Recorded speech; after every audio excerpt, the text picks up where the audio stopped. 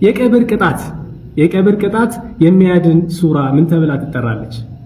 የቀብር ቅጣትን የምታድን ሱራ ምን ተብላ ትጠራለች? የቀብር ቅጣትን የምታድን ሱራ ምን ትባላለች? ኢኽላስ።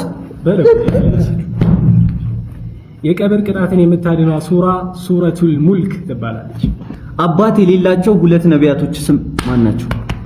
ሁለት አባት የሌላቸው ጥቀስ። ኢሳ አለይሂ ሰላም አንድ፣ ኢሳ አለይሂ ሰላም ወሙሐመድ ኢሳ አለይሂ ሰላም እና አደም አለይሂ ሰላም ናቸው። በኢስላም ላይ የመጨረሻው ኸሊፋ ማን ነው? አላህ እንዴ ላቅልልልህ ብዬ የምር አሊ ረዲየላሁ ዐንሁ መለስከው። ኢንጂል የተሰጠው ነብይ ማን ነው? ኢንጂል የሚለው ኪታብ የተሰጠው ነብይ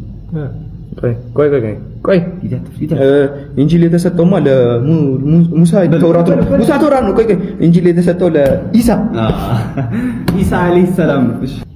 ሶስት በእንስሳት ስም የተሰየሙ ሱራዎችን ጥቀስል። አራት አድርገው። ሱረቱል ነምል፣ ሱረቱል አንከቡት፣ ሱረቱል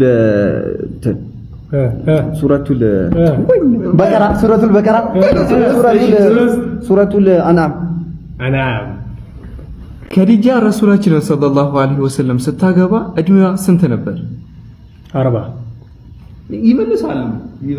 ለመጀመሪያ ጊዜ የሂጅራ አቆጣጠርን ያስጀመረው ማን ነው? የሂጅራ አቆጣጠርን ረሱላችን ነው እንዴ? እና ማን ነው?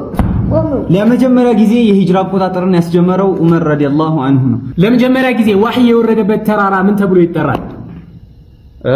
እንዴ ቆይ ዋህይ የወረደበት ተራራ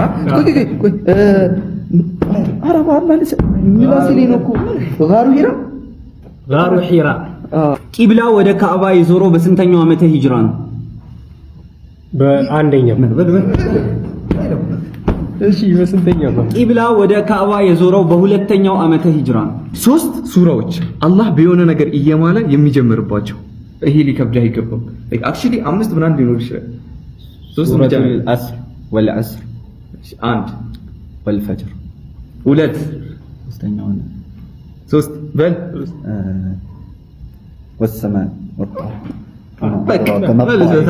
የቀረውን ሁለቱን ደግሞ እናንተ ኮሜንት ቦክስ ላይ ታስቀምጡልናላችሁ። በቃ ፒስ